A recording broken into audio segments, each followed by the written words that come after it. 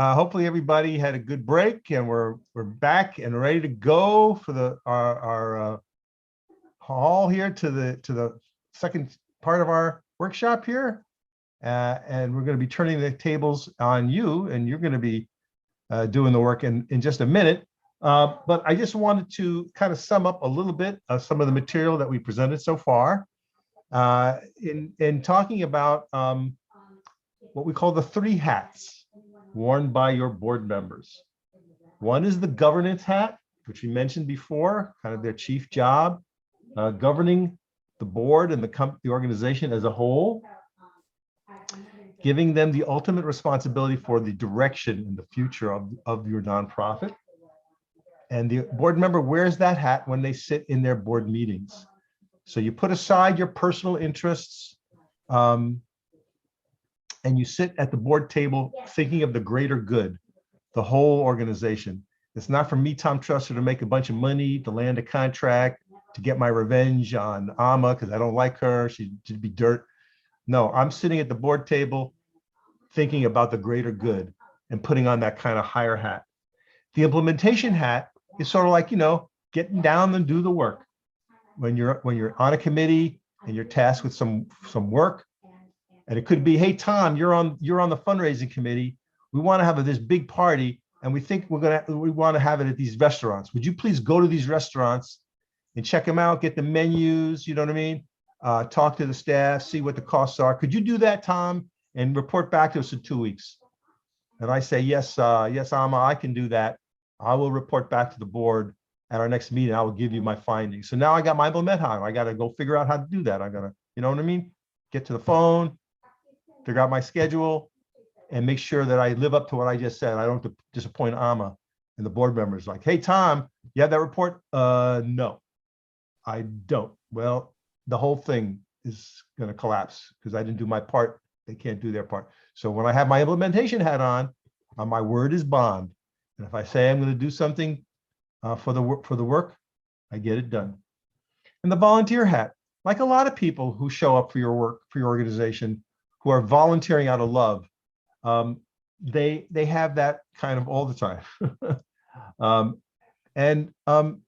word about volunteers, I would say this might be useful. You might want to think of a volunteer as a sort of unpaid employee. And the volunteer is not someone who gets your coffee and does all the dirty work, it does the things that you don't want to do. But a volunteer is someone who to be treated with respect, and there actually should be job descriptions for volunteers, and a clear understanding of what they're volunteering for. So if someone is an intern, which is kind of a higher order of volunteer, you want to make sure that there's meaningful work to be done that gives that volunteer or intern opportunity to learn and to serve, and not just get your coffee or file papers, although those tasks may be truly part of the volunteer's job. It's part of your job as a paid staff member to think about how to use your volunteers effectively and in a fun way. And that's something that we may cover in a future workshop. It actually is not on the menu right now, but care and feeding of volunteers is something that we have a lot of experience on. Okay, that's what I wanted to say. Now it's time for you guys to work. Take it away. All right, so I'm going to be going through this activity with you. And we want you to think about what we've all talked about. And we've sort of alluded to some of those things that you can do when you are building your board. So we're going to do that now. So let's brainstorm. How, where, why do we recruit new board members? Okay, so we're going to become a planning team, and we're going to look strategically and creatively at expanding our organization's board. Assume that we're all working for and with frontline staff of a nonprofit in the immigration or justice arena and space, okay? How would you recruit prospective members? Where would you go? Who are you looking for? Remember, think about that matrix. Who would be a good fit for your board? Why even bother recruiting board members?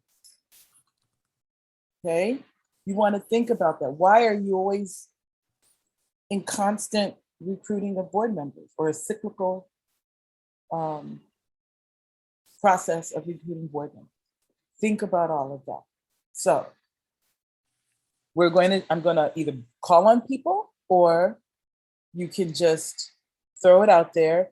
Philip will be recording our responses in the chat so that we can go back and reflect on those. And if some ideas come up that you want to use, then feel free to use them. Okay? So, how would you recruit prospective board members? I'll jump in. I have an idea. I think we are needing to recruit one more. So I've kind of given some thought to this, and I was thinking like different bar associations, and not just like the main ones like Chicago Bar Association, but there can be like sub bar associations based on ethnicity or gender or things like that, so that you're getting kind of more, more diverse audience to the opportunity. So that was what I was thinking in my head. Absolutely. Looking at different associations, looking at different groups of similar ecology to what you are focused on, and seeing if there's people in those spaces that you may want to tap. Absolutely. Any more? I'm going to start calling on people. I'm a teacher. Okay, don't call. I'll go. You're scaring me. Okay, I'm bringing back like all sorts of memories from law school. Okay, so one thing that we did that we've actually found to be, and specifically with respect to immigration, is one of our partners that we do referrals with, I was like, you know what? She should be on our board. That would bring a great perspective to our board that we don't currently have. So that was one creative solution we came up with. That to me is awesome, Susan. That I've never really thought about it that way. Being intentional about bringing your partners on your board. That is something I'm going to think about now. That's not something that I've done in the past. I don't know, Tom, if that's something that you've seen. That is an awesome idea. I love it. Can you restate that, please? So she was saying that they looked at their partners and how their partner were aligned with what they were doing to bring fresh ideas to their organization. So they were looking at bringing on people that they partnered with in their partnering organizations. Did I get that right, Susan? Yes. Got it. So you say partners, it could be your coalition members, that sort of thing, people that you're kind of in a relationship with. Yeah, in this case, it was someone that we partnered with for an offsite clinic, and that we just had a really, really strong relationship with. And I was like in my kitchen and I went, oh my gosh, she should be on our board. That would be awesome. Yes, I say. So again, it's kind of like staring you in the face in a way. By all means, just remember, if you have done the pre-work of the matrix, that person satisfies some spot on the matrix. Right? Now, again, it's a rule of thumb, and if someone is so fantastic and they don't quite fit the matrix, well, this is the art and science of it. But yeah, great idea. And I think, can I just go ahead. One cautionary note to that, because I've been involved in that. You have to make sure that the partner doesn't have any conflicting needs, particularly around the fundraising thing, where if they're tightly connected to their organization and your organization will be competing with them for certain funds or that kind of thing. It might not technically be a conflict of interest, but it could work against what you're trying to achieve. So you have to just be aware that you don't want to be in competition. And hopefully the word partner begs that you're working together and that you could see some other favorable opportunities to fundraise together as well. But I think you do look at both of those distinctions. And that sort of leads, Susan, you set us up perfect for where would you go to recruit a board member? They were looking specifically at their partners. So they're going to go to those spaces, those places, those people that they've worked with before, that they've had good relationship with, that they know are aligned with their organization, that they could identify individuals to come on their board. So we looked at the why, the where. Now, what would be a creative or effective way to orient new members to your organization? And I love the speed dating exercise, Tom. I thought that was very, very unique. Anyone? Creative ways to orient your board. I'll jump in again. I think in the other training, somebody had talked about doing like a meet and greet with everybody in your organization. So I think you could do like a little, I guess in this case, virtual party, but you could do like a little after hours party of a meet and greet. Absolutely. I know I work for a board where we, an organization where we had an annual summer barbecue that had us engage with our board members. And I thought it was a really good way to be in a neutral space where people are enjoying themselves, a little bit more relaxed, family oriented. So people are bringing their family, different types of communication and conversation going on as you orient. And then of course have a specific time during this event where you orient them. But that's one thing that we did. Anybody else? Or ways that you think you may want to? I would just add that food is always good. So, at a restaurant or so, maybe board members will bring people into their homes, so we get to see a little more personal side. So it's my turn. I'm gonna make a dinner, or maybe I'll hire someone if I need to. But okay, I'm having 10 people over to my house for dinner. Somehow I'll get it done. I'll serve the food at my house, but then next time we'll be at Phil's house. So over the course of a year or two, everyone's kind of got to see each other's stuff, so to speak. And again, that's a chance for networking and still doing board business, but maybe, adding that personal note, or at a restaurant. But anyway, we just found food. You got to have food. Anybody have any other types of ideas? So, to orient new board members to your organization. One thing that we've done at TRP in the past, at least with the immigration department, we have, before the pandemic, we would have a legal clinic every Saturday. And we would easily see up to 35 to 50 people every Saturday. And so, which is a lot. So usually what the head of our department would do was organize to have like some of the board members come in and to see the artwork in action.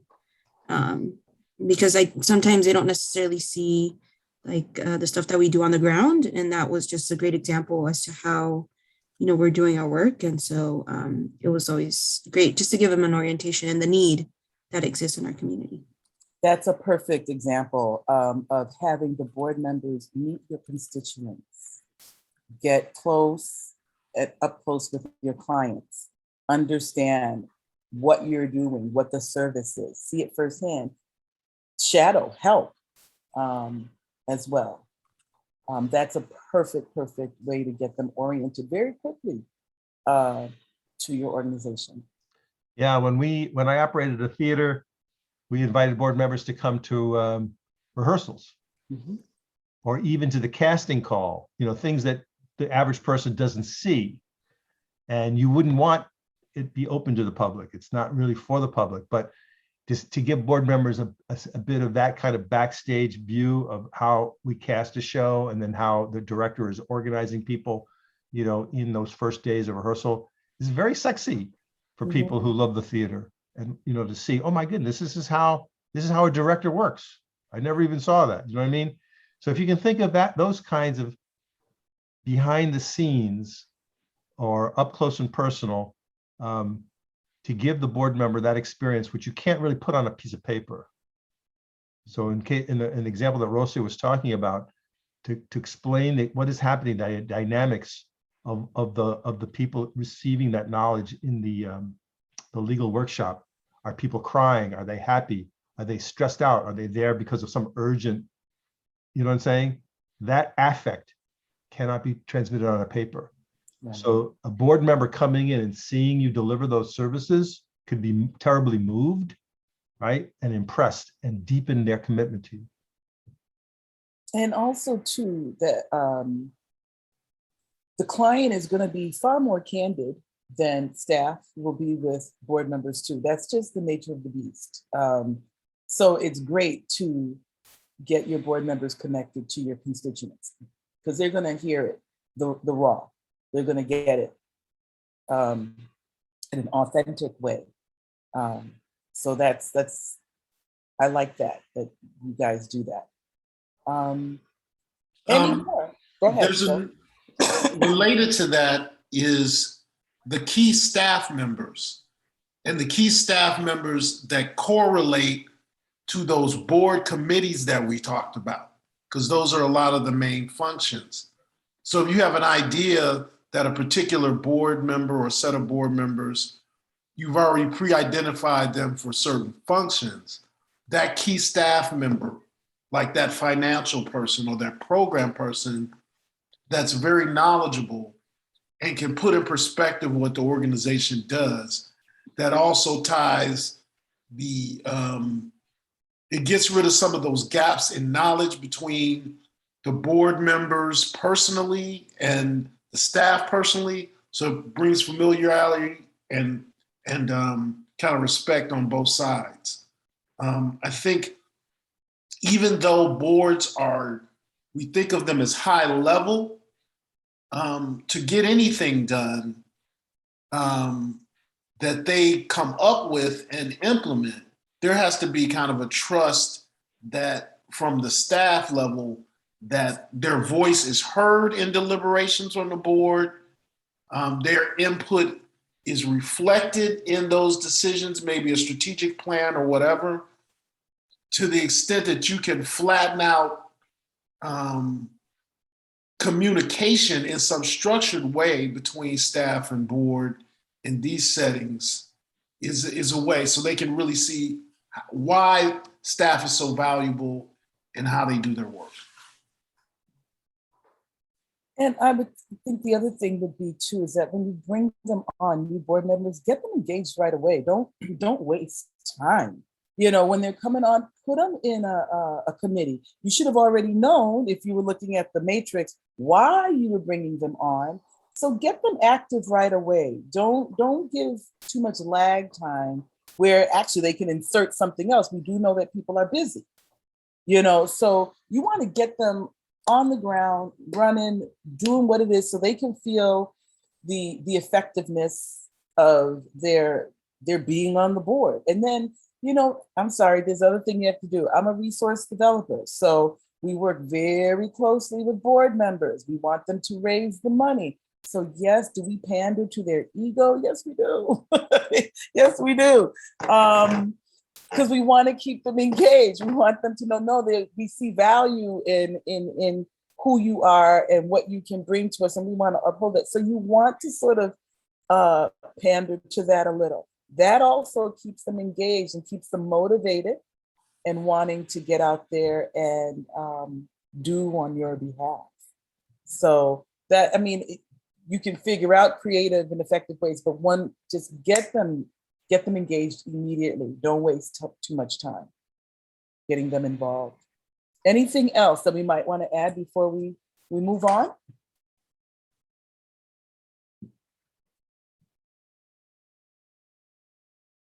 I thank you for the input. And so let's look at this one. What would be a creative or effective way ways to work powerfully with your board into the future? How do you keep them motivated and sustain their participation in moving your organization forward, helping your organization evolve and grow and thrive? How do you keep them engaged? Once you've got them, how do you keep them engaged and motivated to continue working with you? What are some ways that you could do that? I think Tom did allude to that earlier. I can throw something about, just about the work. It's immigration. So you keep them connected to the work.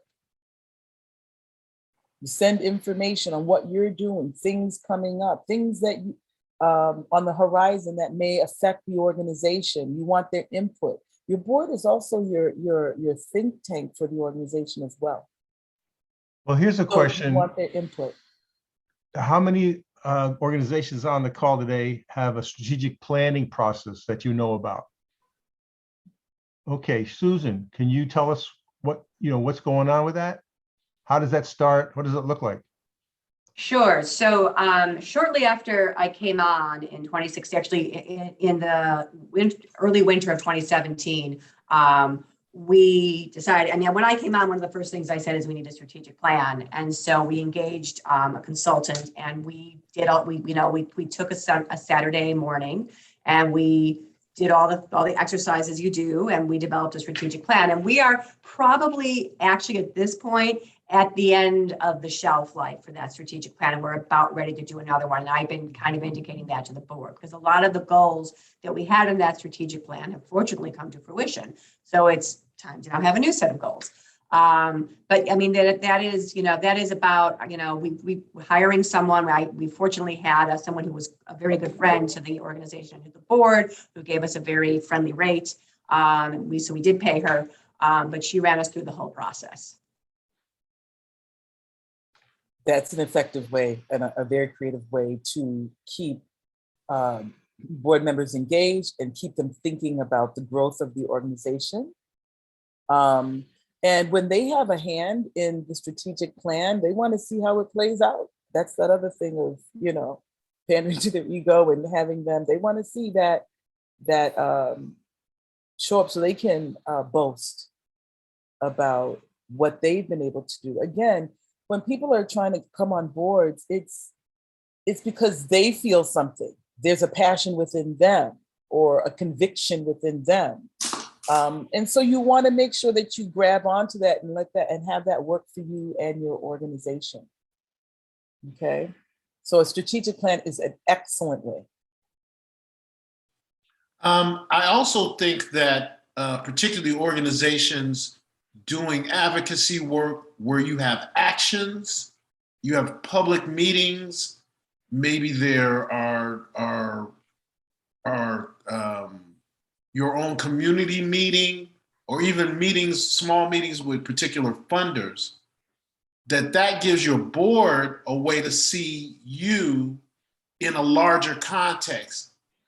And they're connected with that context. And it's particularly if they are really connected to your work and think you all do a good work, that relationship and seeing you in the larger community of funders, policymakers, or whatever, seeing you do your thing, seeing your participants out there doing the things and the actions, that can really tie your board members to your mission even more closely when they see it's something that's recognized and it's not just something in your own head.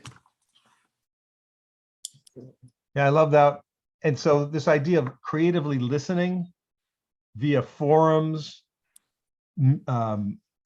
public meetings, Zoom meetings, so it's just sort of ask the question of how do you get in new information? How do you get new stimulus from not just your people, but for example, when I had my theater, occasionally I would bring into the board an outside expert, because we did Shakespeare. So we would get a scholar to come to talk about some thinking about Shakespeare, in his how he wrote about women, right? So it wasn't directly related to something we were working on, but you would call it professional development or horizons expanding.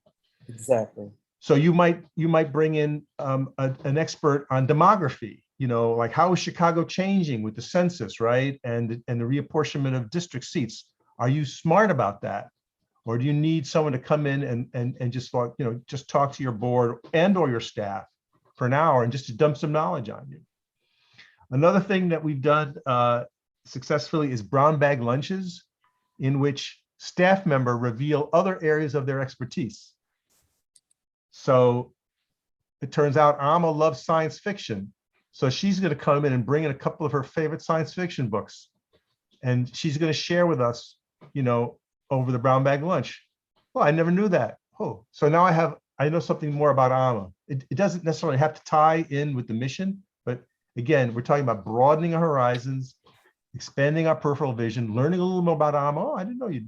Mhm. Oh, I'm going to show you my favorite. I'm going to bring in my action toys now.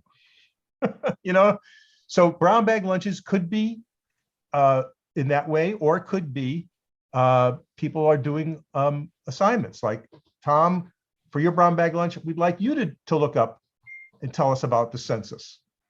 So it's a little extra work, but hey, I'm kind of a nerd for data, so maybe I'll do that for my brown bag lunch. Anyway, again, not a lot of work to do, can be very, very helpful. Anyone else? Any ways to keep your board members continuing to work? Yes, Susan. I'll pop in with one more. And we have quarterly board meetings, and this is a simple one. At every quarterly board meeting, I have a staff member come and do what we call a mission moment, where they talk about a case that had a positive result, and the board loves it. Like, I make sure to start off the board meetings that way because it just sets such a positive tone for the board meeting. So that I found has been a great way to keep people engaged. Can you actually tell us that in a little more detail, like the example of like the one you just did, like what happened, what story was told? Oh my goodness. Yeah, there's so many things in my brain that I don't know that I can remember that. And we have one coming up, and I know that I'm having a staff attorney talk about a housing case that she's been very successful in. Just, you know, basically preventing an eviction and working and negotiating out a positive result with a landlord. So I know that is coming up. That helps. But you know, whatever. I mean, if we have somebody from immigration speak, it's usually about how we help somebody who, you know, maybe had a bad situation with a notario. They came to us, they were at wit's end. What do we do? And we were able to take a look at their papers and resubmit. I mean, I know this is one we've given, resubmit and get them a positive result, and quite frankly, change their lives because of it. So, you know, those kind of things, the board, and understandably, I love it too. The board loves it. Excellent. One more thing that I would add is that you want to use your existing board to identify prospective board members so that you keep that going, you keep that the organization thriving. You don't want to wait until people are actually rolling off the board or have already rolled off the board to figure out, oh, we need to do some more board development. You want to use your existing board members to be looking further down the line at some other folks that make sense, looking at that matrix. Who else can we bring on the board to keep the organization thriving? That's another thing. You want to use them that way as well. And they love that when you come to them to ask them for their advice. And you look at them as thought partners as to how the organization is moving. They definitely stay engaged and are motivated in that area as well.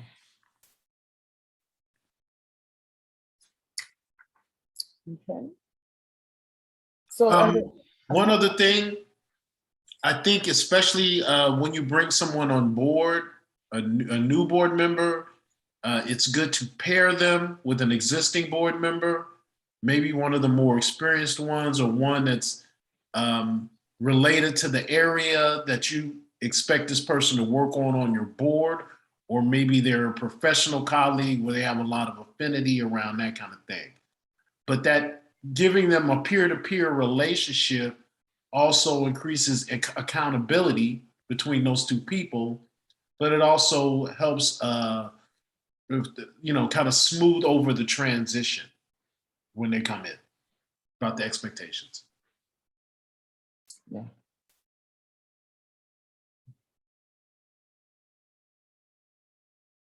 So I think that leads us to our, if there's any other questions or comments around this activity.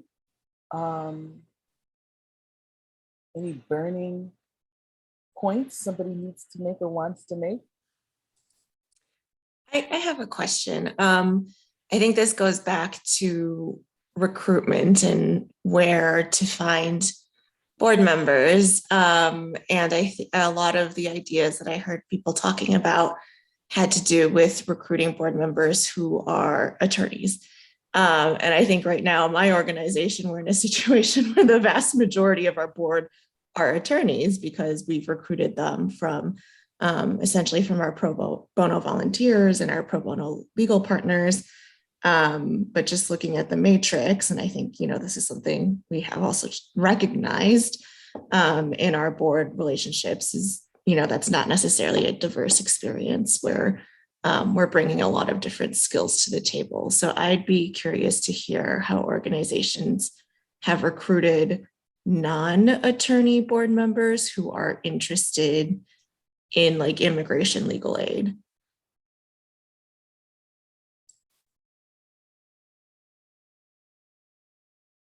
Anyone in the room can help to answer that, clarify that? I'll go. Thank you, Susan. I feel like I'm talking way too much though. No, not at all. Okay, so for example, our treasurer is at First Bank of Highland Park. So he is at a community organization that actually donates to us. And he was recruited by one of our other board members who they were friends. And I kept saying, we need more financial people on our board because how can you have a board without financial people? So he recruited, so that was one. And then we have an accountant as well on our board. And that was actually a former staff member. I reached out to her and said, can you think of anybody? I said, I really want a non-attorney. And she said, actually, I think this person would be great. So those are two examples. Excellent. So does that help in terms of recruiting? Well, you definitely want to look at the matrix when you're looking at who you want to recruit. There are actually organizations that you can work with that do board matching. And there are organizations that are sort of in the board generation service. One of them is called Leadership Greater Chicago. So if you haven't heard of that, you definitely want to check LGC out. I was a member of the class of 1990. And what LGC is mid-career folk on their way up, chosen to be in a class together of about 30 fellows. And in that year, they do a lot of learning together, but these are high level folk. There's usually people from law firms, maybe the governor's staff, a high ranking nonprofit person, so maybe some from the labor movement.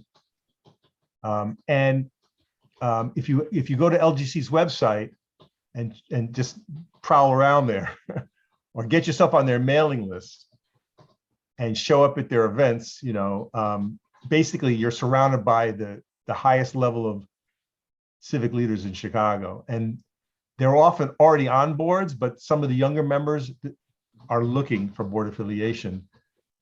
And there are a few other groups that will make board matchups. So there's some nonprofit organizations, that's all they do. And we'll put that into the documentation for you guys as we go on. I can't think of the names right this minute. Yeah, I'm just drawing a blank, but there are a few of them.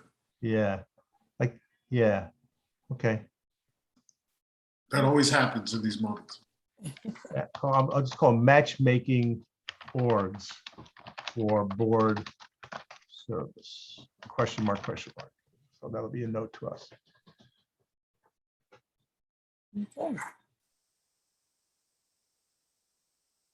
Okay.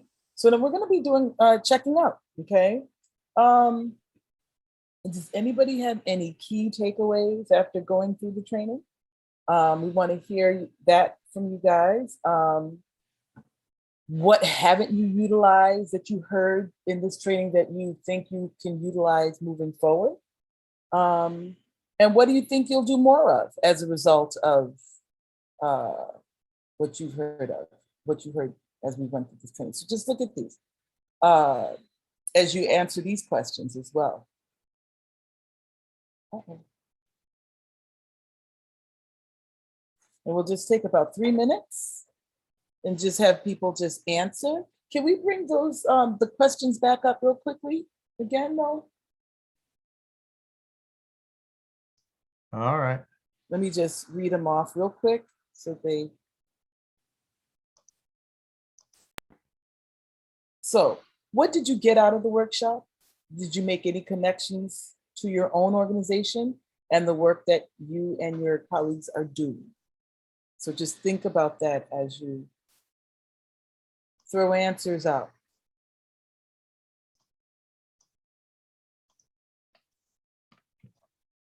Any key takeaways? For me, when I first went through this workshop, for me, it was the matrix. I wish I'd had the matrix many moons ago, many iterations ago when I was working with organizations and their board development. It's great to have that visual.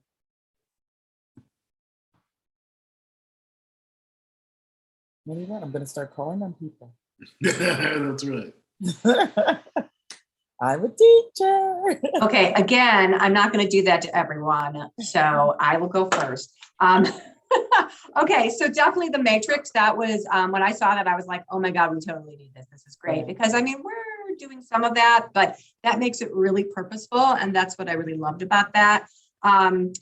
One idea I got as all of this was going on was we just hired a new pro bono coordinator, and I was thinking how great it would be to introduce her to the community. So that was just, and then maybe introduce her formally to the board as well. So that was an idea, and I made a note of it. We do not have job descriptions for our board, and I think that's something that we need to do. So that was something that I added. I thought some of the recruiting ideas for board members was terrific. I love the leadership Greater Chicago. I love that. I'm going to be definitely checking that out. And I love the brown bag as well. Those were just things that we could totally do this. Yeah, that I love the brown bag. I would totally nerd out on that, especially if it's off topic and things that we're interested in. And the whole sci-fi thing, I could go crazy with that. Absolutely. So you was talking about board matching, brown bag, implementing job descriptions, very, very important. So people know what they're doing, and then you know how they know what they're held accountable for. That's key. Anything else? Anybody else? One more person. Yeah, Florence. Yes, Netza. Yes, actually, I gained a lot of different ideas on this webinar, especially with all due respect, your presence, Florence, and your enthusiasm, and make me be motivated to rethink about how to, reorganize or restructure my plan and the board development. The balance of your presentation with Tom, I mean, is good, and thank you very much. But like I said, with all due respect, Florence made me feel enthusiastic and wanted to go after it. Like one of ours, like if it's one of us in our own organization, it made me feel like, oh, she's one of my organization, and we're on the same page. But overall, I mean, yes, the matrix obviously, is unbelievable. But I think made me reflect also on the work that we still need to do. And obviously, we are a young organization still, even though we've been almost 10 years in existence, but it's always redevelopment. And it's always, great to see organizations like TRP, which, oh my God, when I met Raul 30 years ago, something like that, I never imagined he was going to have now, like Rocio is saying, 100 employees or staff members. I mean, it's wonderful. And so that's a motivation for me. And I learned, and it motivated me. Thank you very much to everybody who participated also. You are welcome. And I'm glad that I could impart that motivation to you. Again, remember Absolutely, my dear. that You are. intercessory social justice warrior.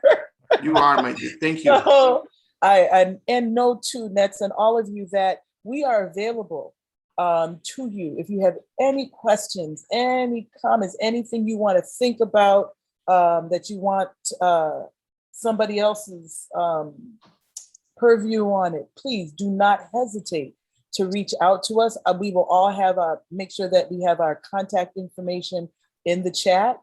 And you are more than welcome anytime you have a question or anything about what you've heard in this this training or otherwise in terms of your organization development. If you have a question about that and you think that we can help you, please do not hesitate to reach out.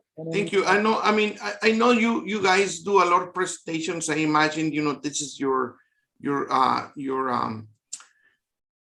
reason why your mission, but with all respect to everybody else, I mean, you made me feel that this is not just another presentation. This is part of you wanting us to really grow. Thank you very much. You got that right, brother. Absolutely. We're in this to win this. Yes, absolutely. So with that, my friends, as we're winding down, we're ahead of time. Yay for us. We ask you to go to this online evaluation that you can see on the screen right now, I think. Yes, you can see it. Yeah. The link is in the chat. It'll take you maybe 3 minutes, but the main thing is this, guys. When you go to the evaluation form, you've got to click here so that this is showing. So we know you're evaluating the session you were in today. So please be sure to click on that to show that, and then begin, and you can take the evaluation. It'll take you just a minute. You're rating the quality of our presenters, which is myself. Jonathan is not here, so please to click that. He's got some family issues that he's dealing with. Our thoughts and prayers go to him. And then, of course, Amma, and then there's Philip, and then some other questions. All right. So if you would please take a minute to do that. And we're going to put on the music.